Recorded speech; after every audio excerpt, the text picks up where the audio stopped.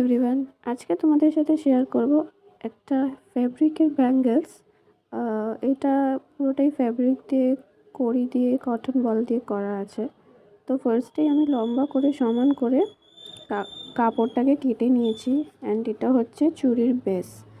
তো এই বেসটাকে ফার্স্টে কাপড় দিয়ে জড়াতে হবে। তো প্রথমে হাফ পার্ট করে নিয়ে, মানে হাফটাকে আমি ফোল্ড করে নিয়েছি। তারপরে মুখটাতে আঠা লাগিয়ে এইভাবে ব্যাঙ্গেলসটাকে জড়াবো।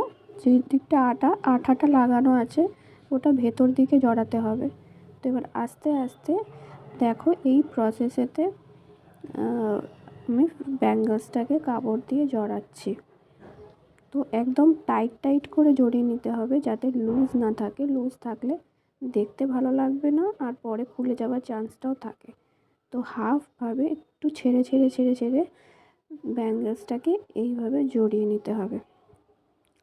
আর দেখো লাস্ট পার্টটা, এইটাকে মাঝখানটাতে এনে সাইড থেকে কেটে নিয়ে এই মুখটার কাছে আঠা লাগিয়ে ভালো করে মুখটাকে ফোল্ড করে, আমি যেভাবে ফোল্ড করেছি দেখো ঠিক এইভাবে ফোল্ড করে ভেতর দিকে ঢুকিয়ে দিয়ে আঠা দিয়ে লাগিয়ে দিতে হবে।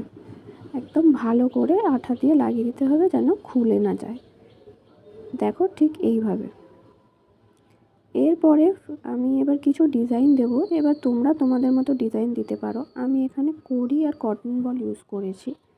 তো কড়িটাকে আমি প্রথমে এই গ্লু দিয়ে ভালো করে লাগিয়ে নেব, একটু ছেড়ে।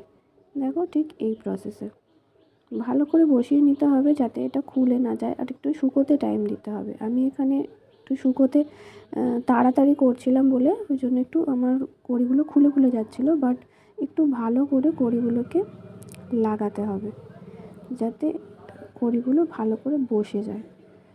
তো এইভাবে আমি 4টে কড়ি পরপর লাগিয়ে নিয়েছি। দেখো আমার এখানে খুলেও গেছিলো, কিন্তু আমি ভিডিও বানাচ্ছিলাম তাড়াতাড়ির জন্য খুলে গেছিলো। এবার কড়িটা শুকোনোর পরে কটন বলগুলো এবার সুন্দরভাবে লাগিয়ে নিতে হবে। দেখো ঠিক এই প্রসেসে। দেখো এবার তোমরা অন্য ডিজাইনও দিতে পারো।